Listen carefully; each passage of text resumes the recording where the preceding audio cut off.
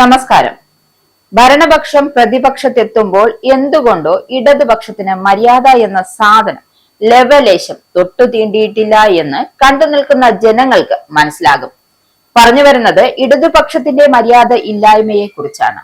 UDF ഭരിക്കുമ്പോൾ എന്നും മദ്യത്തെ ഒരു വിഷയമായി സഭയിൽ എത്തിക്കാൻ പ്രതിപക്ഷത്തിനൊരു വല്ലാത്ത ത്വരയാണ്.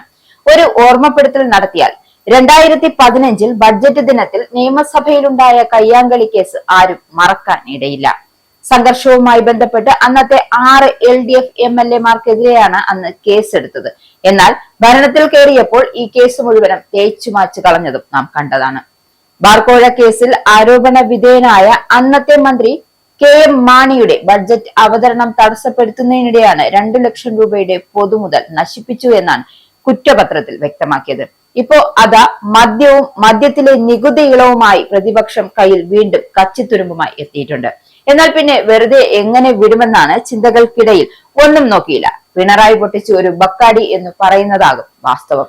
എന്തായാലും സംസ്ഥാന ബഡ്ജറ്റിലെ വീര്യം കുറഞ്ഞ മദ്യത്തിന്റെ നികുതി ഇളവ് എന്ന് മുഖ്യമന്ത്രി VD സതീശന്റെ നിർദ്ദേശത്തിന് പിന്നിലെ അഴിമതി എന്താണ് എന്നാണ് പ്രതിപക്ഷ നേതാവ് പിണറായി വിജയന്റെ സംശയം. അതായത് ആ അഴിമതിയെ തേടിയാണ് ഇപ്പോൾ ഇറങ്ങിയിരിക്കുന്നത്. വിഷയത്തിൽ പ്രതിപക്ഷം നൽകിയ അടിയന്തര പ്രമേയ നോട്ടീസുമായി ബന്ധപ്പെട്ട് നിയമസഭയിൽ പ്രസംഗിക്കവെയായിരുന്നു പിണറായി അഴിമതി ആരോപണം ഉയർത്തിക്കാട്ടിയത്. ഒരു സ്വകാര്യ മദ്യ കമ്പനിക്ക് അമിതമായ ലാഭം ഉണ്ടാക്കാനുള്ള ശ്രമമെന്നാണ് പ്രതിപക്ഷ നേതാവിന്റെ ആരോപണം. ഇതിനായി ബഡ്ജറ്റിൽ നികുതി നിർദ്ദേശം തിരികെ കയറ്റി എന്നും മറ്റൊരു ആരോപണമുണ്ട്. എന്തായാലും പുതിയ നികുതി നിർദ്ദേശം ആലോചിച്ചല്ല എന്നാണ് ബഡ്ജറ്റ് ഷെഡ്യൂളിൽ നിന്നും മനസ്സിലാകുന്നതെന്നാണ് പിണറായി ചൂണ്ടിക്കാട്ടുന്നത്. സ്വകാര്യ മദ്യ കമ്പനിക്ക് അമിത ലാഭം കൊയ്യാനുള്ള അവസരമാണ് ഇതിലൂടെ ഉണ്ടാക്കുക.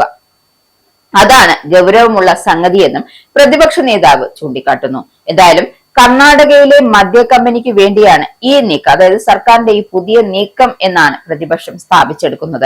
സ്വകാര്യ മദ്യ കമ്പനിയായ ബെക്കാഡിക്ക് വേണ്ടിയുള്ള നീക്കമാണ് നടക്കുന്നതെന്നും പ്രതിപക്ഷം ആരോപിക്കുന്നുണ്ട്. നികുതി കുറയ്ക്കുന്നത് ബെക്കാഡിക്ക് വേണ്ടിയാണ് എന്നാണ് പിണറായിയുടെ അഭിപ്രായം. 2023 ബെക്കാഡി കമ്പനി സംസ്ഥാന നികുതി വകുപ്പിന് അപേക്ഷ നൽകിയത്. കഴിഞ്ഞ സർക്കാർ ഇക്കാര്യത്തിൽ തിടുക്കപ്പെട്ട് ഒരു നടപടി സ്വീകരിച്ചിരുന്നില്ല. കാരണം അതിപ്പോ പറയാൻ തന്റെ സർക്കാർ ആയിരുന്നല്ലോ കഴിഞ്ഞ സർക്കാർ.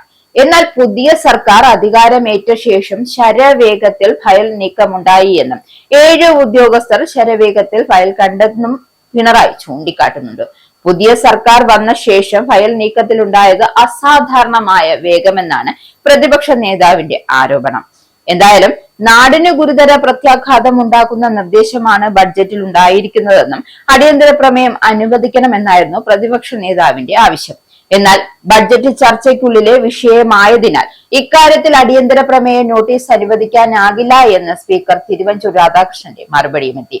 അങ്ങയെപ്പോലെ നീതിമാൻ ചേർന്നിരിക്കുമ്പോൾ ഇതെല്ലാം അനുവദിക്കാമോ എന്നായിരുന്നു സ്പീക്കറോടുള്ള പിണറായിയുടെ മറുചോദ്യം. ശേഷം അടിയന്തര പ്രമേയം അനുവദിക്കാത്തതിൽ സഭയിൽ പ്രതിപക്ഷം ശക്തമായ പ്രതിഷേധമുയർത്തി. മുദ്രാവാക്യം വിളിച്ച് നടുത്തളത്തിൽ ഇറങ്ങിയ പ്രതിപക്ഷം സഭയിൽ നിന്നും ഇറങ്ങിപ്പോയി.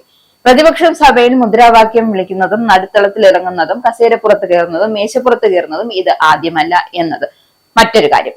എന്ത് പ്രതിഷേധമുണ്ടായാലും വാച്ച് ആൻഡ് വാർഡിനെ വിളിക്കില്ല എന്ന് സ്പീക്കർ വ്യക്തമാക്കി. സഭയിൽ ചർച്ച നടക്കേണ്ട വിഷയമാണ് നോട്ടീസിലുള്ളത് എന്നും ബഡ്ജറ്റിനെ കുറിച്ച് ചർച്ചയ്ക്ക് ശേഷം സർക്കാർ മറുപടി നൽകുമെന്നും അദ്ദേഹം കൂട്ടിച്ചേർത്തു.